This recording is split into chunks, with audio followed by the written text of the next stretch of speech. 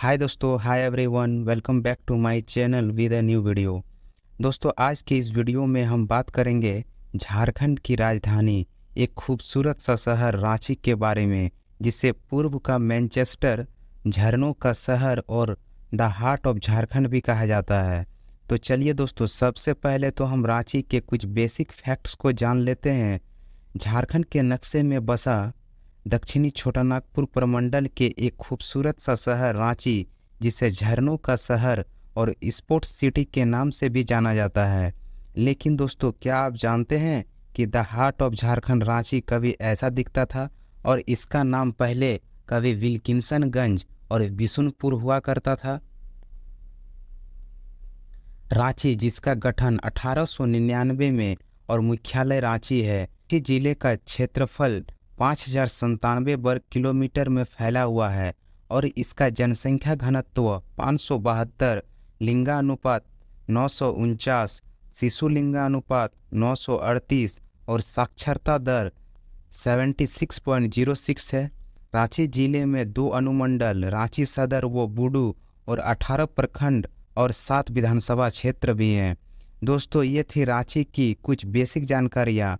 और दोस्तों, ये परीक्षा के दृष्टिकोण से भी काफ़ी इम्पोर्टेंट है, क्योंकि रांची से जुड़े ये तथ्य झारखंड की परीक्षाओं में पूछे भी जाते हैं।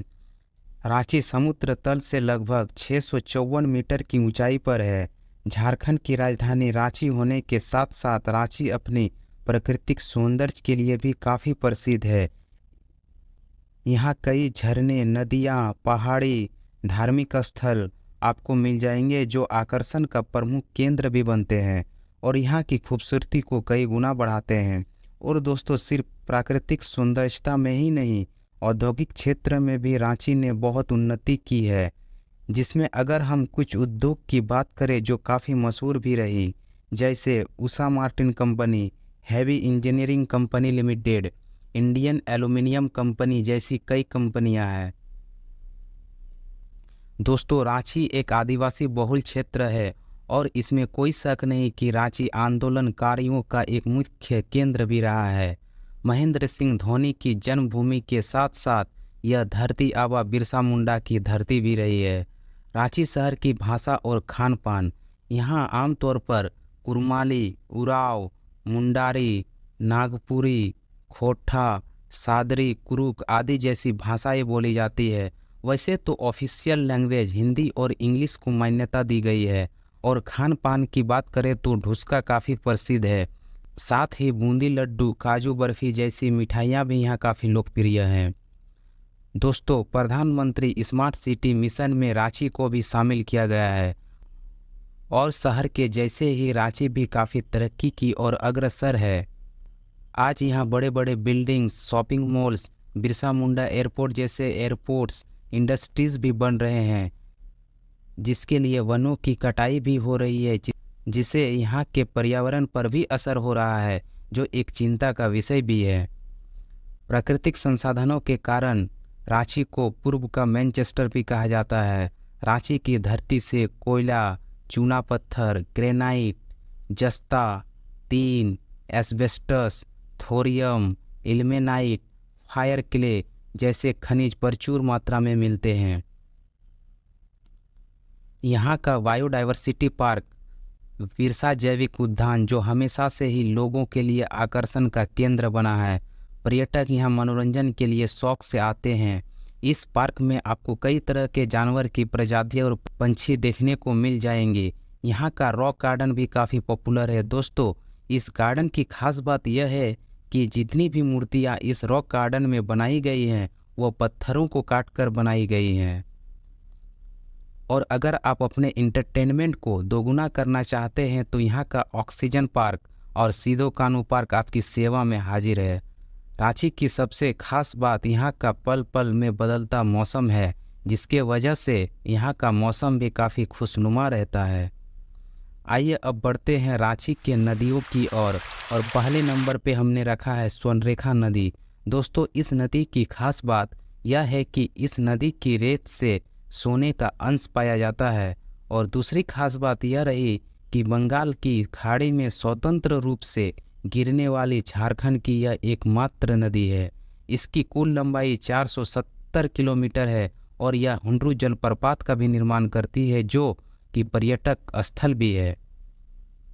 यहाँ की दक्षिणी कोयल नदी और शंख नदी भी काफ़ी लोकप्रिय है। शंख नदी तो अपने उद्गम के बाद तो गहरी खाई का भी निर्माण कर देती है। दोस्तों, अगर आप प्रकृति प्रेमी हैं और प्रकृति से आपका लगाव है तो एक बार रांची घूमने जरूर आइए। यहाँ प्रकृति से परिपूर्ण पर्यटक स्थलों की कोई कमी नहीं है, जैसे हुंड्रू जलप्रपात, गौतम धारा जलप्रपात। गौतम धारा जलप्रपात की एक खास बात यह है कि दोस्तों यहाँ मान्यता है कि गौतम बुद्ध ने यहाँ स्नान किया था।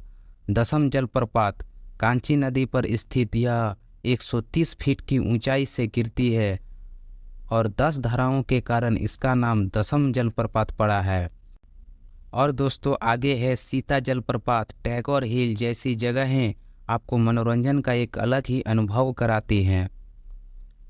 रांची की धरती में दर्शन के लिए धार्मिक स्थल की भी कोई कमी नहीं है, जैसे रांची का जगन्नाथ मंदिर। इस मंदिर का निर्माण 25 दिसंबर यानी कि 25 दिसंबर 1961 ठाकुर एनिस शाह ने करवाया था। यह मंदिर उड़ीसा के जगन्नाथ मंदिर से मेल खाता है। मंदिर की ऊंचाई 100 फीट है। दोस्तों अब है सूर्य मंदिर। इस मंदिर की तो इसकी सुंदरता के कारण इसे पत्थर पर लिखी कविता भी कहा गया है। दोस्तों अब यह है देवड़ी मंदिर, जहां 16 भुजा वाली माँ दुर्गा की मूर्ति भी है, जो देखने में काफ़ी भव्य लगती है। दोस्तों अब अगला है पहाड़ी मंदिर। यह मंदिर टुंगरी पहाड़ी पर स्थित है। आज़ादी से पहले इस पहाड़ी का प्रयोग अंग्रेज फांसी देने के लिए करते थे।